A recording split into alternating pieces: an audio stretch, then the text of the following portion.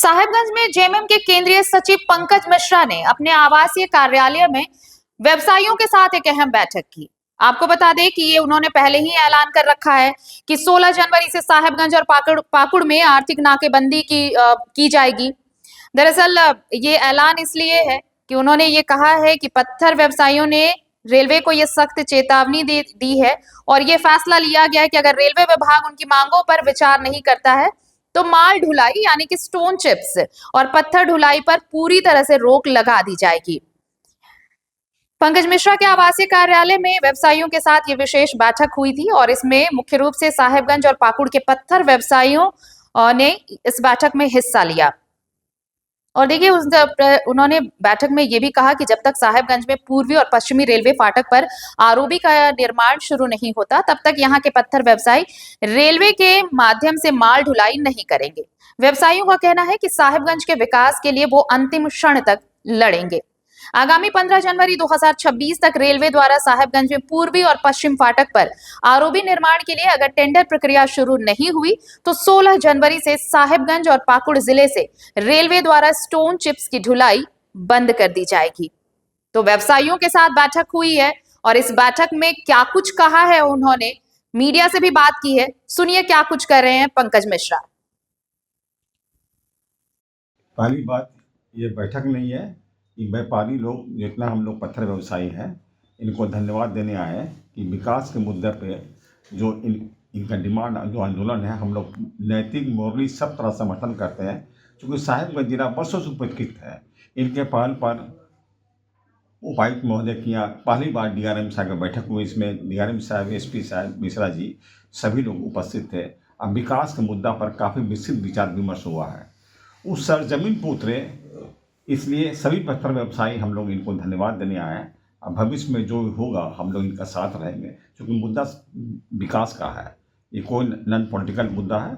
और बहुत जल्द एक शिष्टमंडल डीआरएम साहब से मिलेंगे और रेलवे अधिकारी से अनुरोध करेंगे कि जो बैठक में निर्णय किए तो उसको सरजमीन उतारिए। साहेबगंज वर्षों से उपस्थित जिला है और रेलवे में जो रेवेन्यू मिलता है पत्थर व्यवसाय से उसके बदले में उपलब्धि शून्य है। ये सुविधा मिलना चाहिए, हम लोग हक है। मैं इनको धन्यवाद देता हूँ कि इन्होंने अच्छी पहल की और साहेबगंज जिला का विकास के मुद्दा पर हम लोग इनके साथ हैं। 16 तारीख को और 15 तक अगर डिमांड रेलवे कुछ विचार नहीं करती है तो 16 से 17 हम लोग इस बिंदु पर हड़ताल में चले जाएंगे। लोडिंग हम लोग बंद कर देंगे। पहले प्रेस कॉन्फ्रेंस किए थे और मैं साहेबगंज शहर वासियों और व्यापारियों से अनुरोध किया था कि आप हमें सहयोग दें साहेबगंज के विकास के लिए, तो मैं आगे बढ़ूंगा।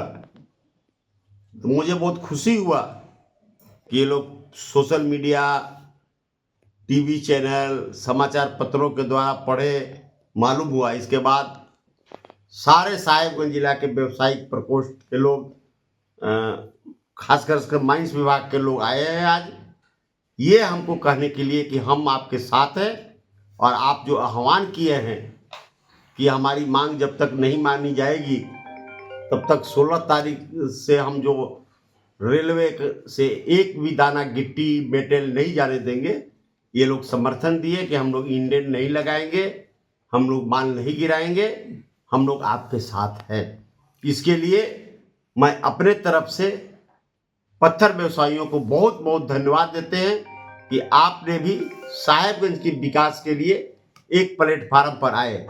मैं वैसे दलों से भी अनुरोध करना चाहता हूं, चूंकि ये किसी पार्टी विशेष के द्वारा नहीं है, कि सब लोग दलगत भावना से ऊपर उठकर इसको सफल बनाएं ताकि साहेबगंज का विकास हो। हमारी मांगे हैं, जो पश्चिमी फाटक, पूर्वी फाटक को तत्काल 15 के पहले टेंडर निकाल दिया जाए, कुछ ट्रेन मांग दिया जाए और कुछ मांग है जो बाद में भी हो सकता है, लेकिन इस शून्यता की स्थिति में हम 16 तारीख से रेलवे ट्रैक से माल नहीं जाने देंगे। पत्थर व्यवसायी अपना क्रेशर चलाएंगे, माइन चलाएंगे, पत्थर का व्यवसाय करेंगे, पत्थर बेचेंगे, ट्रकों के माध्यम से बेचेंगे, लेकिन रेल के द्वारा नहीं जाएगा। कि रेलवे के क्या नुकसान होगा वो रेलवे आकलन करे। हमारे व्यवसायियों को नुकसान होगा तो हमारा व्यवसायी साहेबगंज को विकास की प्रगति पर लाने के लिए अपना नुकसान सहने के लिए तैयार है। और आज इसीलिए वो आए हैं और खुलकर बोले कि मैं अपनी नुकसान सह लूंगा, लेकिन साहेबगंज के भविष्य की चिंता इन लोगों को भी है। इन लोगों को भी अपने बच्चे की चिंता है। कौन नहीं चाहता है कि हमको साहेबगंज से दक्षिण भारत, बम्बई, गुजरात सभी जगह से ट्रेन मिले। आज साहेबगंज जहां का तहां स्थिति में फंसा हुआ है। हमारी जो ट्रेनें थी वो ट्रेनें भी छीन ली गई, पुरानी ट्रेनें भी। नए ट्रेन देने की बात तो दूर है, पुरानी ट्रेन भी छीन ली गई। आज जाम की समस्या ये है कि पश्चिमी फाटक, पूर्वी फाटक पर लोग 1-1 घंटा जाम में फंसा रहता है। हम इतना रिवेन्यू देने के बाद भी हमारी यही स्थिति। इसलिए एक लड़ाई लड़नी चाहिए। हमारे सारे साहेबगंज की जनता, व्यवसायी सभी हम लोग एक साथ हैं और लड़ाई लड़ेंगे।